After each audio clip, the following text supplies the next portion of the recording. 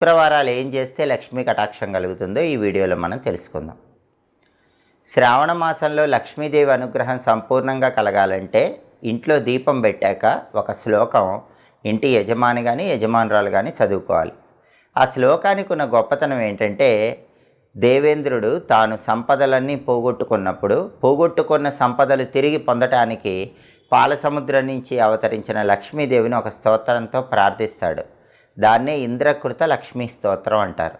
ఆ ఇంద్రకృత లక్ష్మీ స్తోత్రంలో ఉన్న ఒక అద్భుతమైన శ్లోకం శ్రావణ మాసంలో రోజు ఇంట్లో దీపం పెట్టాక యజమాని కానీ యజమానురాలు కానీ చదువుకుంటే లక్ష్మీదేవి శాశ్వతంగా అనుగ్రహిస్తుందని పద్మపురాణంలో చెప్పారు. ఆ శ్లోకం ఏంటంటే, నమస్తే సర్వలోకానాం జననీం అబ్జ సంభవాం శ్రియమున్నిద పద్మాక్షీం విష్ణువక్ష స్థలస్థితాం. ఇది శ్లోకం.